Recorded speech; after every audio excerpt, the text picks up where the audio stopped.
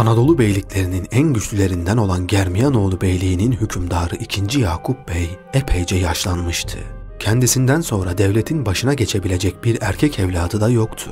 Yakup Bey'in kız kardeşinin torunu olan Sultan II. Murat Han, bu yaşlı Germiyan hükümdarına karşı her zaman saygılı ve hürmetkardı. Hatta Yakup Bey'in hanımına Şah Ana diye hitap eder ve her zaman halini hatrını sorardı. II. Yakup Bey vefatından bir sene evvel Sultan Murad'ı ziyaret etmiş ve ondan hürmet ve itibar görmüştü. O sıralar 80'li yaşlarında olan Germiyanoğlu Yakup Bey, vefatından sonra devletini Sultan Murad'a vasiyet etmişti. Ardından memleketi Kütahya'ya döndükten bir müddet sonra hastalanmış ve yatağa düşmüştü. Yakup Bey hastalığı sırasında II. Murad'a mektup göndererek ülkesini Osmanlı padişahına bıraktığını tekrarlamış ve kısa süre sonra vefat etmişti. Böylece Germiyan devleti nihayet bularak toprakları Osmanlı idaresine girdi. Bu suretle Germiyan ülkesine sahip olan Sultan II. Murad, Kütahya şehrini sancak merkezi haline getirmiş ve başına Timurtaşoğlu Umur Bey'in oğlu Osman Çelebi'yi tayin etmişti. Kütahya şehri Osmanlı Devleti'nde önemini hiç kaybetmemiş ve bilahare Anadolu eyaletinin merkezi iddiaz edilmişti. Selanik'in fethedildiği zamanlara rastlayan seneler Osmanlı için korkunç bir afet ve manevi bir sıkıntı yılları olmuştu. Bir yıl önce Anadolu'da Mısır tarafından gelen büyük bir veba salgını çıkmış ve bu salgın özellikle Bursa şehrini kasıp kavurmuştu. Aynı sene meydana gelen büyük depremlerin de etkisiyle Osmanlı topraklarında pek çok insan hayatını kaybetmişti. Ölenler arasında alimlerden, hanedandan ve devlet erkanından pek çok kimseler vardı. Sultan II. Murad en değerli iki devlet adamını bu salgında kaybetmişti. Vezir-i Azam Çandarlı İbrahim Paşa ve Hacı İvaz Paşa. Ayrıca Anadolu'nun manevi muhafızı sayılan Hacı Bayram-ı Veli Hazretleri, Evliyanın büyüklerinden olan Emir Sultan Hazretleri ve Osmanlı'nın ilk Şeyhülislam'ı olup Osmanlı eğitim sistemini inşa etmiş olan Molla Fenari Hazretleri bu sene peş peşe vefat ettiler.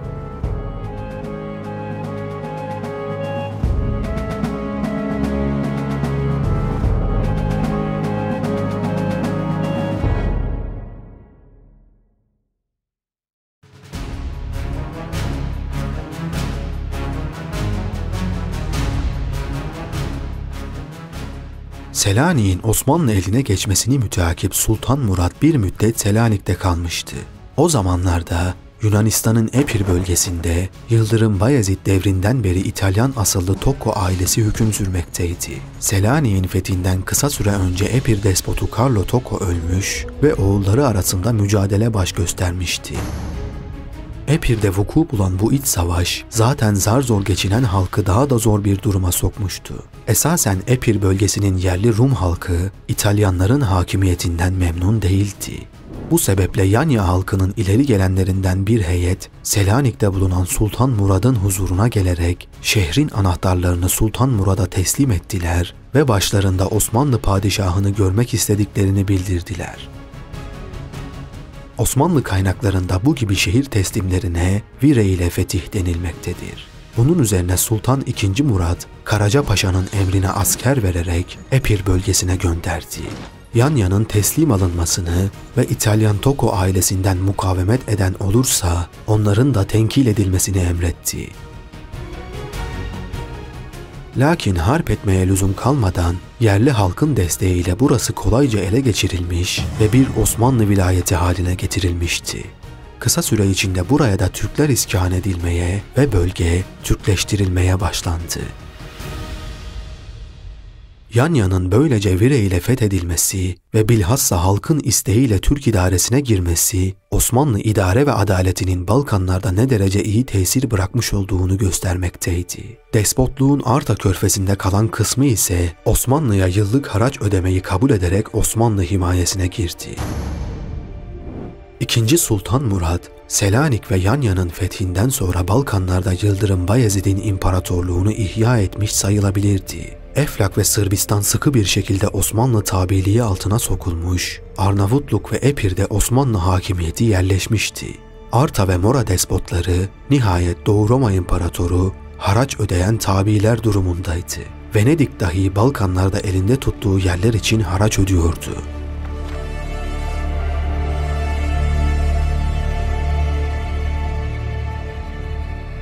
O sıralarda Edirne'ye gelen Fransız seyyah Bertrand de la Brocquer, Denizin Ötesinde Seyahat isimli eserinde 2. Sultan Murad'ın kudretini şöyle tasvir etmektedir. Bana söylendiğine göre o, savaştan hoşlanmaz. Bana da öyle görünüyor. Zira elindeki kuvvetleri ve büyük geliri kullanmak istediği takdirde, Hristiyan aleminden gördüğü az mukavemet göz önüne alınırsa, Avrupa'nın büyük kısmını fethetmek onun için işten bile değildir.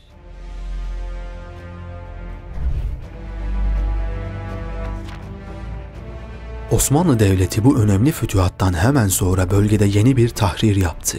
Arnavutluk'ta köylerin tımar olarak taksimi esnasında Osmanlı'ya karşı mukavemetler görüldü. Cerci Aryaniti, Arnavut halkını Türkler aleyhinde tahrik etmeye başlamıştı. Zira Osmanlı'nın bölgeye getirdiği reformlar Aryanitilerin gücünün çoğunu elinden almıştı. Bölge yavaş yavaş kızışmaya başlıyordu.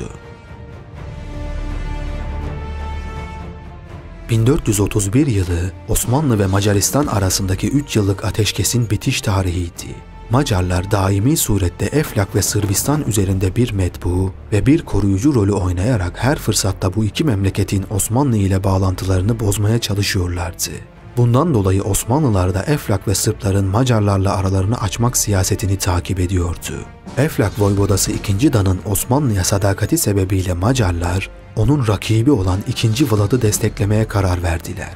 Aynı zamanda Boğdan Prensi'nin de yardımını temin eden II. Vlad, 1431 yılında ani bir baskınla II. Dan'ı tahttan indirmiş ve onu katletmişti. II. Vlad'ın elinden kurtulabilen Basaraba, Sultan Murad'a haber göndermiş ve babasının katledildiğini bildirerek yardım istemişti. Bunun üzerine Sultan Murad derhal bölgeye Akıncı birliği gönderdi. Fakat Akıncılar yetişemeden II. Vlad bir şekilde Basaraba'yı yakalamış ve babası gibi onu da katletmişti. Vlad'ın bu cüret ve muvaffakiyeti Macarların ve bilhassa Sigismund'un kendisini himaye etmesinden ileri geliyordu. Hatta Sigismund bu başarıları sebebiyle kendisine Dragon nişanı göndermişti. Fakat çok geçmeden Osmanlı akıncıları Eflak içlerine girmiş ve II. Vlad'ın peşine düşmüşlerdi. Türklerin elinden kurtulamayacağını anlayan II. Vlad, çareyi Osmanlı'ya bağlanmakta buldu. Filhakika II. Vlad, Sultan Murad'ın güvenini kazanmak için Edirne'ye kadar gelmiş, sadakatini arz ederek padişahın Macaristan'a yapacağı seferlerde her türlü yardıma hazır olduğunu ve Osmanlı ordusuna kılavuzluk etmeyi vaat etmişti. Padişah bundan memnun kaldı ve onu memleketine gönderdi. Bununla beraber yine de onun ikiyüzlülüğünden elbette haberdardı.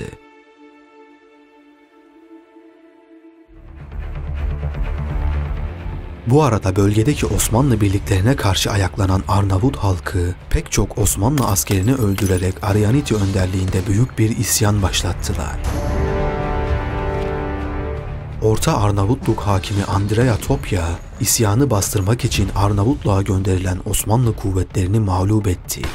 Bu galibiyet, Arnavutlar için birkaç sene devam edecek bir muvaffakiyet yolunu açmış oldu. Topya'nın muvaffakiyeti isyanların genişlemesine sebep olduğundan bu sefer isyanı bastırması için bölgeye Evranosoğlu Ali Bey komutasında büyük bir kuvvet sevk edildi.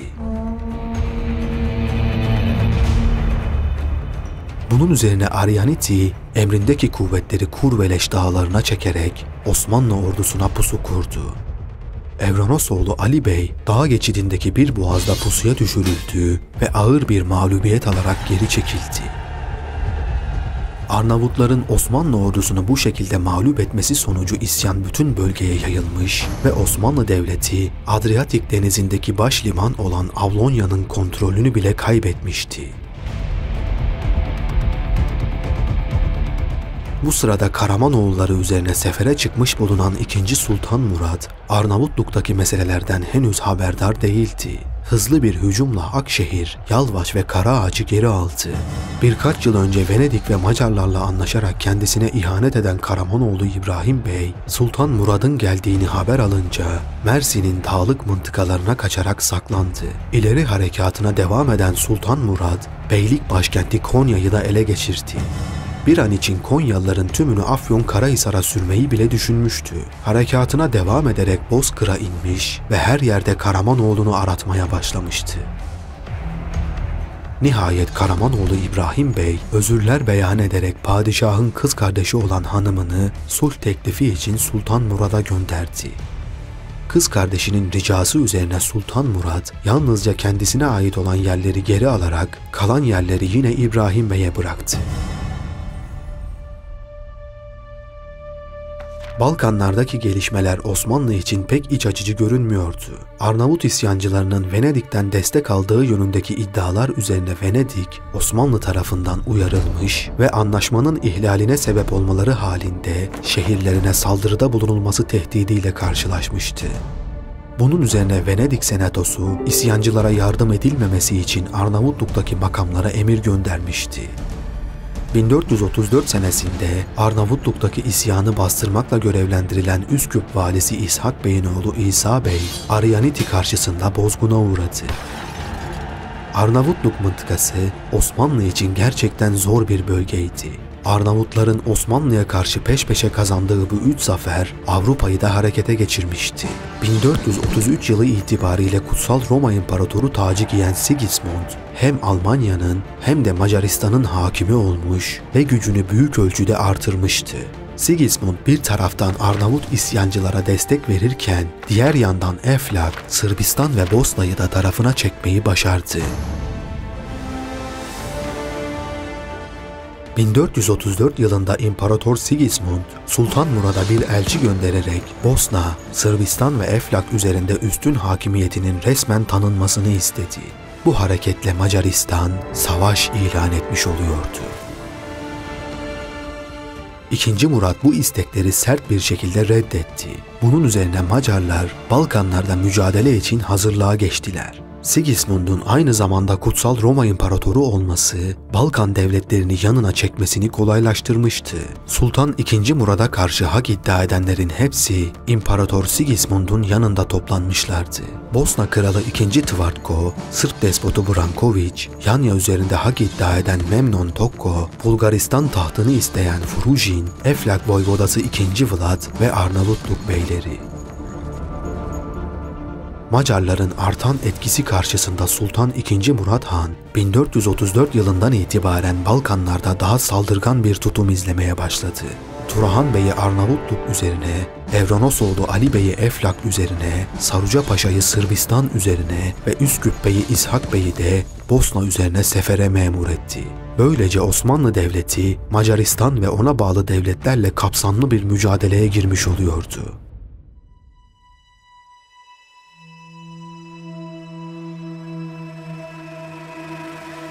Bu sıralarda doğuda yeniden bir Timurlu tehlikesi ortaya çıkmıştı. Karakoyunlu tahtında hakimiyeti tekrar eline alan Kara Yusuf'un oğlu Kara İskender, oğlu Mirza Yar Ali'yi Van Gölü civarını idare etmekle görevlendirmişti. Fakat Yar Ali'nin halktan çok ağır vergiler alması bölgede memnuniyetsizlik meydana getirmişti. Bölge halkının Yar Ali'yi babası Kara İskender'e şikayet etmesi üzerine İskender'in huzuruna çağrılan Yar Ali, babasından çekindiği için Şirvanşah Halilullah'ın yanına kaçmıştı. Halilullah kendisine sığınan Mirza'yı babasının isteyeceğini tahmin ediyor ve ona teslim etmezse İskender'in başına bela olacağını biliyordu. Bundan dolayı Halilullah, Yar Ali'nin tutuklanarak Şahruh'a gönderilmesine karar verdi. Oğlunun Şirvanşah tarafından tutuklanarak Timurlulara gönderilmesine çok öfkelenen Kara İskender, hazırladığı orduyla Şirvan'a saldırarak birçok yeri yağmaladı. Şirvanşah Halilullah ise İskender'e karşı koyamayarak Timurlu topraklarına kaçtı. Burada efendisi Şahruh'a ve Karakoyunluların diğer rakibi Akkoyunlu Karayoluk Osman'a elçi gönderen Halilullah, her ikisinden de ülkesini geri alabilmek için yardım talep etti. Bunun üzerine hazırladığı orduyla Erzurum'a ilerleyen Karayoluk Osman, Erzurum'u ele geçirerek olan biteni Şahruh'a bildirdi. Yaşanan bütün bu kargaşa ortamı Timurlu hükümdarını batıya yeni bir sefere çıkmaya mecbur etmişti.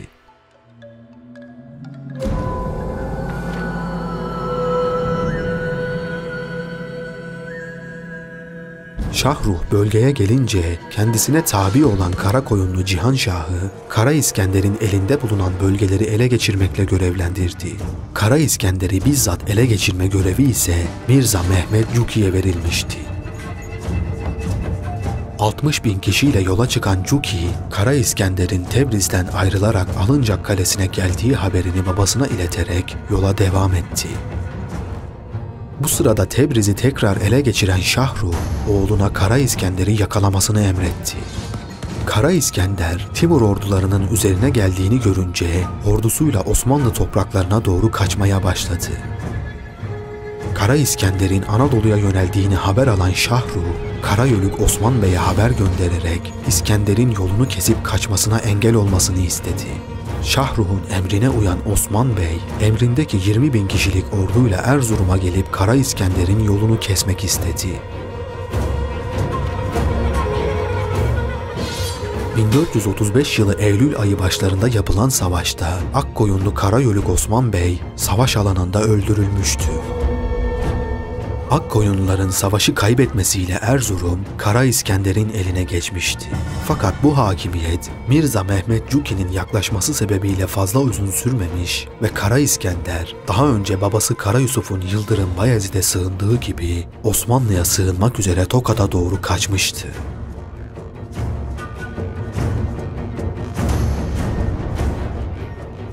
Bu andan itibaren Sultan II. Murat çok daha zor bir duruma düşmüş oldu.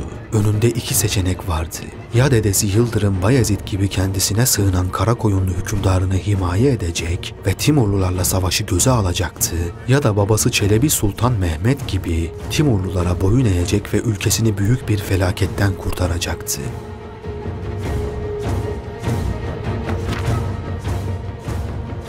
Sultan Murat bu iki karar arasında gidip gelirken tarih bir kez daha tekerrür etti. Timur'un oğlu Şahruh, Osmanlı Padişahı II. Murad'a elçi göndermiş ve İskender'in fitne, fesat ve tahriplerde bulunduğu, şimdi ise kaçmış olup Anadolu taraflarına geldiği ve sığınma talebinin reddedilerek tutuklanıp Timurlu Hakan'ı Şahruh'a teslim edilmesi talebinde bulunmuştu. Ayrıca Şahruh, Anadolu'da bulunan diğer beyliklere de yazı göndererek İskender'i yurtlarına almamaları konusunda uyarmıştı. Bu vesileyle Akkoyunlulara, Dulkadirlilere, Karamanoğlu İbrahim Bey'e ve nihayet Sultan II. Murad'a hilatler gönderip kendi memleketlerinde onun naipleriymiş gibi bu hilatları giymelerini istedi. Sultan II. Murad, Şahruh'un elçilerine gayet hürmetkar davranarak bu hilati giymiş ve ölene kadar da Şahruh'a bağlılıktan ayrılmamıştı. Her ne şekilde olursa olsun ikinci bir Timur tehlikesiyle karşı karşıya gelmek istemiyor ve bu bakımdan gaza ve cihat ile uğraşmayı Timurlular ile arasında ihtilaf meydana getirmeye tercih ediyordu. Fakat buna rağmen Tokat'ta saklanan Kara İskender ile alakalı herhangi bir girişimde de bulunmamıştı. Zaten buna gerek de kalmamıştı. Zira Harezm'den gelen haberler Şahruh'un acil olarak Harezm'e dönmesi lüzumunu doğurmuştu. Özbek Hanı Ebul Hayır Han kalabalık bir orduyla Timurlu topraklarına saldırmış ve Harezm bölgesini ele geçirmişti. Bunun üzerine Şahruh, Karakoyunlu devletinin başına Cihanşah'ı geçirerek aceleyle seferi sonlandırmak zorunda kaldı. Böylece Şahruh, büyük ümitlerle çıktığı bu Azerbaycan seferlerinden hiçbir şey elde edemeden dönüyordu. Azerbaycan ve Irak bölgelerinde Karakoyunlu devletinin varlığından dolayı Timurluların kudretli hükümdarı Şahruh, zamanın diğer iki güçlü devleti Osmanlı ve Memlükler üzerine doğrudan doğruya baskıda bulunamamıştı. Şahruh'un Özbek saldırıları yüzünden bölgeden çekilmesi üzerine Osmanlı ve Memlük devletleri rahat bir nefes aldılar. Şahruh'un çekildiği haberini alan Kara İskender tekrar Azerbaycan'a dönmüş ve memleketini geri almak için Cihanşah ile savaşmaya başlamıştı. Doğuda Timurlu tehlikesinin yaşandığı sıralarda Balkanlardan gelen haberler olumluydu. İshak Bey'in Bosna arazisine yaptığı akınlar neticesinde bolca ganimet elde edilmişti. Saruca Paşa Sırbistan'ı yeniden Osmanlı'ya bağlamış ve Branković, kızı Mara'yı Sultan Murad'a eş olarak vermişti. Evronosoğlu Ali Bey'in Eflak akınları neticesinde 2. Vlad tekrardan Osmanlı'ya bağlılığını bildirmişti.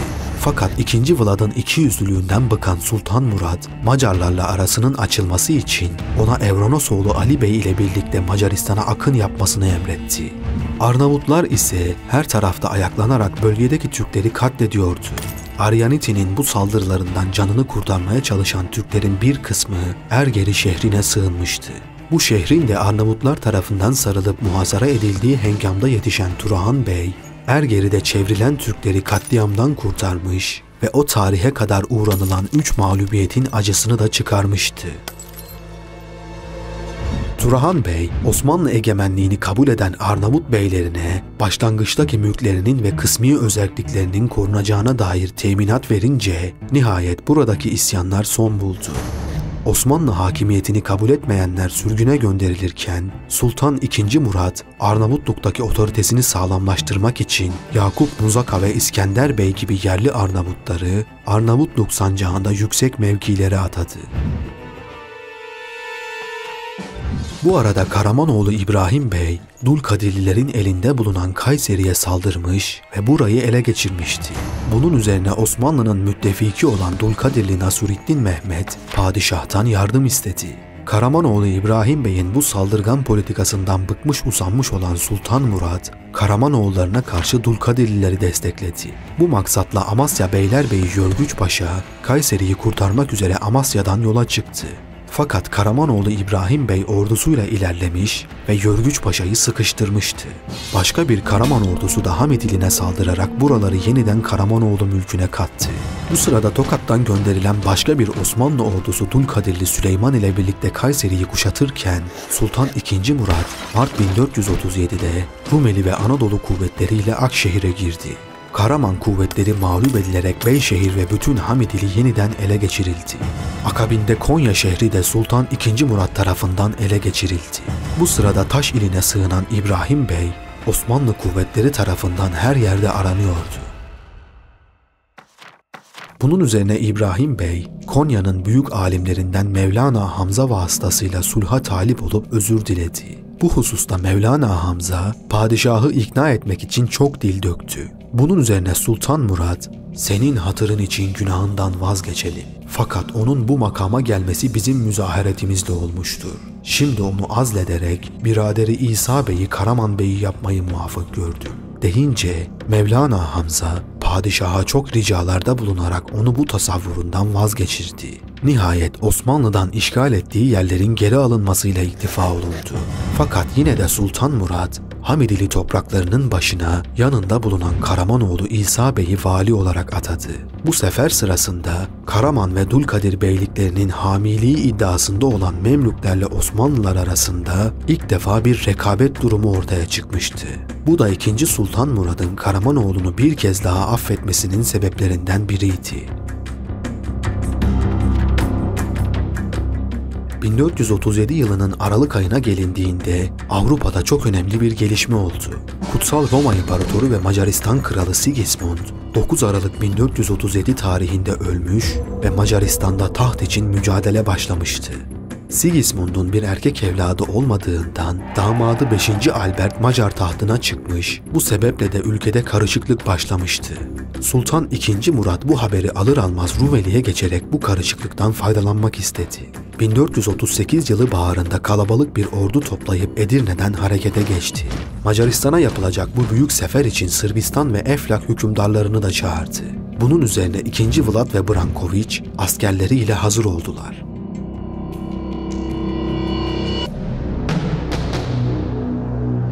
Nihayet Sultan Murat yaklaşık 80.000 kişilik ordusuyla Demirkapı üzerinden Tuna Nehri'ni aşarak Macar topraklarına girdi.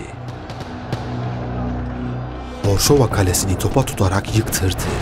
Ardından kuzeye ilerleyerek yol üzerindeki her yeri ele geçirmeye başladı.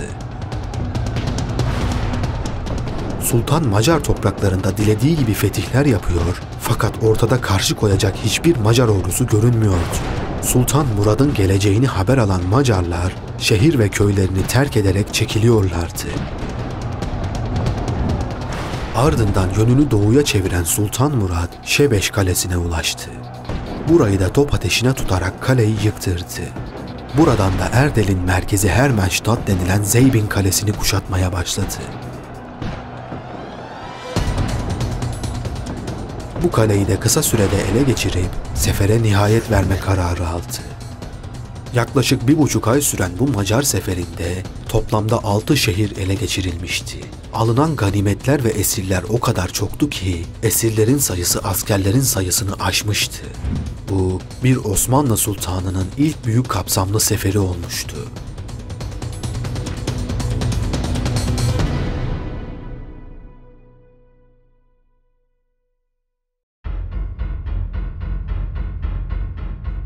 Bu seferde Branković ve 2. Vlad'ın Macar kralına karşı Osmanlılar ile birlikte çarpışmış olmaları, Branković ile akrabalık bağı kurulmuş olmasına ve Transilvanya'ya yapılan Türk akınlarının meydana getirdiği ürküntüye rağmen Sultan Murad, Branković ve Vlad'a güvenmiyordu. Çünkü her ikisi de Türklerden çok Macarlara bağlıydılar. Sırbistan hududunda bulunan Üsküp valisi İshak Bey'in padişaha sunduğu raporlar ise Branković'e asla itimat edilemeyeceğine dair delillerle doluydu. Gelen istihbaratlara göre Branković, Osmanlı'nın yanında Macar seferine katıldığı halde hala Macar kralı Albert ile görüşmeler gerçekleştiriyor ve Osmanlı'ya karşı ortak planlar üzerinde konuşuyordu. Ayrıca 2. Vlad'ın da Macarlarla olan bağlantıları ve ikiyüzlülüğü öteden beri biliniyordu. Öte yandan Sultan II. Murad bu Macar seferinde Macarlardan neredeyse hiçbir karşılık görmemişti. Bu durumda Sırbistan'ın ve Eflak'ın ele geçirilmesi mümkün görünüyordu. Bunun üzerine padişah, Branković ve 2. Vlad'a elçi göndererek onlara Edirne'de huzuruna gelmelerini emretti. Bu beklenmedik emir üzerine Branković korkuya kapılmıştı. Edirne'ye kendisi gelmeyip yerine oğlunu gönderdi. Ayrıca diğer oğlunu da Semendre Kalesi'ni iyice tahkim ve müdafaa etmekle görevlendirerek Macar kralı Albert'in yanına gitti. 2. Vlad da bu durumdan şüphelenmişti. Fakat sultanın güvenini kazanmak niyetinde olduğundan Branković'in yaptığını yapmamış ve oğullarıyla birlikte Edirne'ye gelmişti. Sultan Murad, 2. Vlad'a oğullarını Osmanlı'ya rehin vermesi karşılığında memleketine gidip eski makamına geçebileceğini söyledi. Böylece 2. Vlad, 2 oğlunu Osmanlı'ya teslim ederek memleketine döndü. 2. Vlad'ın büyük oğlu olan 3. Vlad, yani namı diğer Kazıklı Voyvoda. İleride Fatih Sultan Mehmed'i hayli uğraştıracak olan Vlad Drakula, işte bu sırada Germiyan topraklarındaki Eğrigöz Kalesi'nde hapsedilmişti. Branković'in oğlu Stefan da aynı şekilde Edirne'de hapsedildi. Ardından Sultan Murad Han, "Sırp ilini vurunuz, kalelerini yıkıp şehirlerini fethediniz" diye emretti. Bunun üzerine Osmanlı orduları dört bir yandan Sırbistan ülkesine girdiler. Sırbistan'ın bütün şehirleri Osmanlı orduları tarafından kuşatma altına alınmıştı.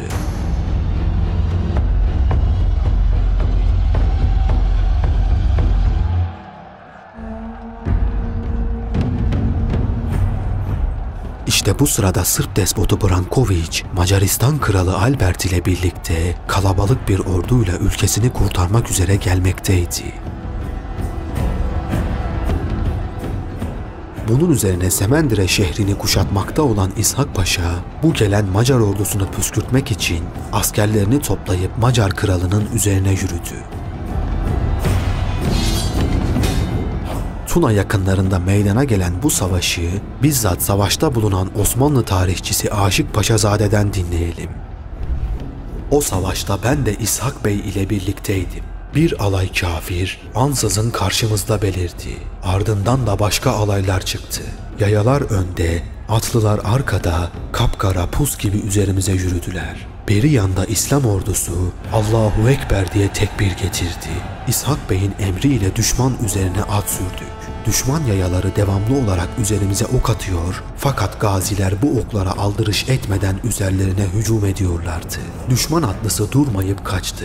Yayalar ise atlarımızın ayağı altında ezildi ve devamlı kırıldılar.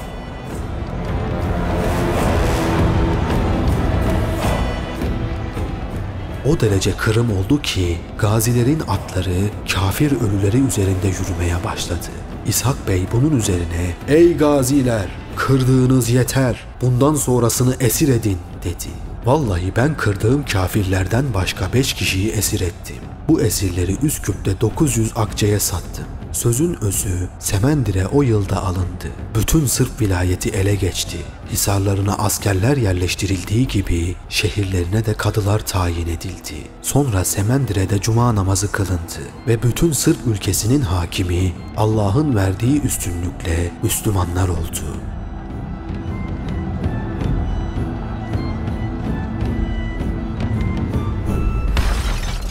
Bu savaştan müthiş bir yenilgiyle ayrılan Macar kralı Albert birkaç ay sonra öldü. Böylece Macaristan'daki iç karışıklık daha da büyüdü. Akıncılar Macar topraklarına girerek defalarca akınlarda bulundular. Sırbistan'ın tamamı Osmanlı eline geçtiği gibi İshak Bey'in oğlu İsa Bey de askerleriyle Bosna topraklarına girmişti. Bu müthiş Türk saldırısından ve Macarların kifayetsizliğinden korkuya kapılan Bosna kralı 2. Tvrtko, Osmanlı'ya tabi olup vergi vermeyi kabul etmek zorunda kaldı. Hristiyanlar o sene Müslümanlar karşısında peş peşe bozguna uğradılar ve dağılıp parçalandılar. 1434 yılında Sırbistan ve Eflak üzerinde egemenlik kurmak için Macaristan'a karşı açılan mücadele Osmanlı Devleti'nin zaferiyle neticelenmişti.